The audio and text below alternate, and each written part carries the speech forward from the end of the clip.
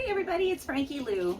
It's almost the end of another very long, busy day at the Grow Together homestead. I'm just going to get a little bit more planting done. It's wonderful having these nice little clippings of things right near where I'm going to be using them immediately, as opposed to having to run down to the garden.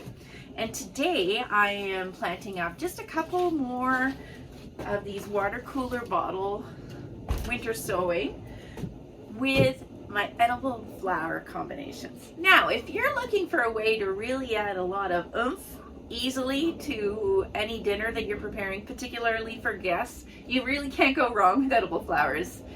Color, flavor, it just adds a whole other dimension to your cooking. I also like to dry these as well and add them into my garden tea combinations that I make. And as an additional bonus as well, my honeybees and all my other pollinators love it as well. So it's a win-win-win-win-win-win scenario. You've got delicious stuff that's really, really colorful, makes people think you're a great chef with very little effort, and it helps my pollinators as well. How could you go wrong?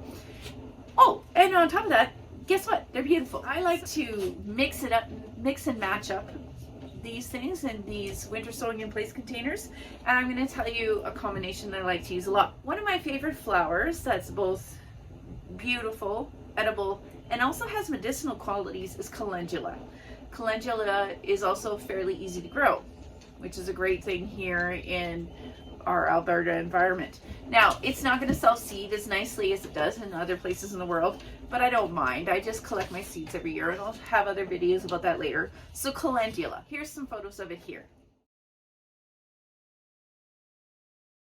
Alongside calendula, which is another flower that also holds a very special place in my heart because it's just so darn beautiful and easy to grow, is cornflower.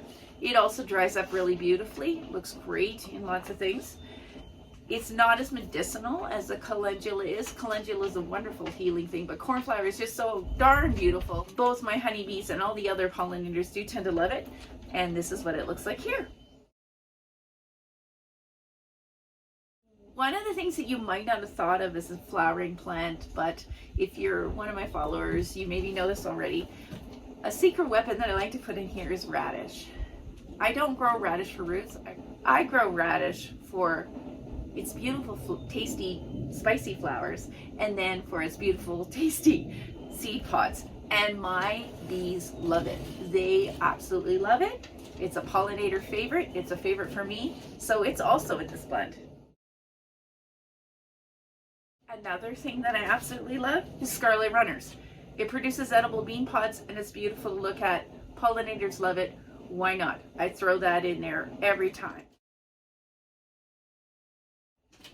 These are going to have their lids put on them, then taped up and placed over here. Scarlet runners want to move up. So once I remove these lids, once everything is germinated and we're probably near the end of June, I'm going to throw a couple of stakes in here. And these stakes are going to help the scarlet runners grow to their full potential because they do like to rise up, and it also adds another whole other lower and upper dynamic to my planting.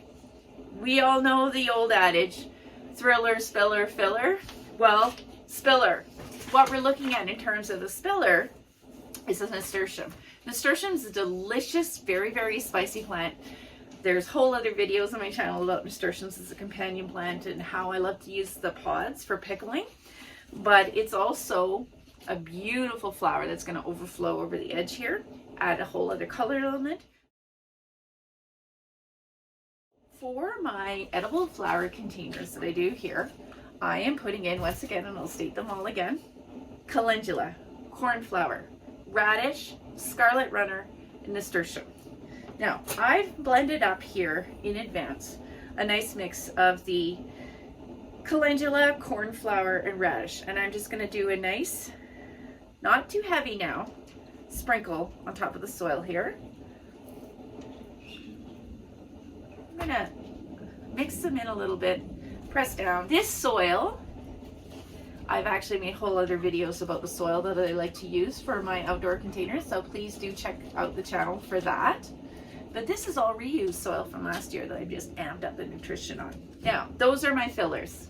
They're still beautiful, but they are fillers. I'm gonna add my thriller and my stiller. So for a container this size, which is one of my 15-gallon water bottles that I've cut up, and I put drainage holes on the bottom of this as well, I'm gonna put in 2 scarlet runners for each of these. I'm gonna press those down into the seed, to the depth that they're recommended on the seed depth, 2 in each container, which is approximately 2 inches. Okay?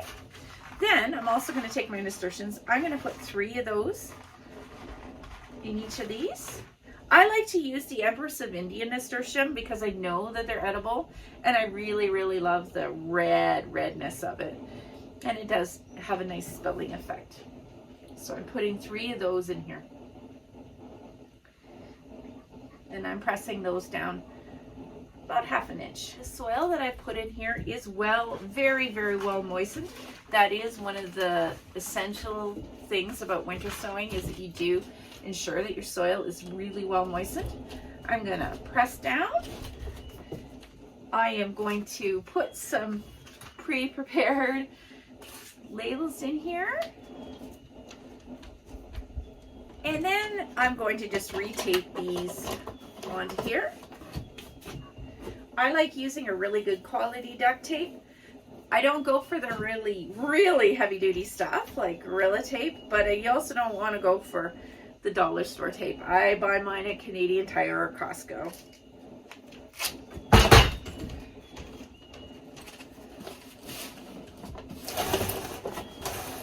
Okay, now what you want to do is use your acrylic paint pen to label these with both the date and what's in here. I'm just going to write edible flowers. And you want to place them where they're going to get full exposure to the precipitation. You're probably going to find that these plants are going to take another couple weeks to germinate. Maybe even longer, depending on the weather. But what's going to happen is this is going to protect them from the worst of the spring weather. I had hail here last year in May, and all of these plants weren't even affected.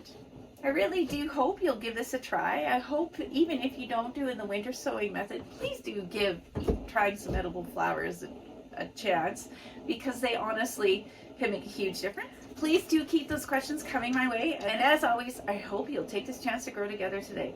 Have a great one.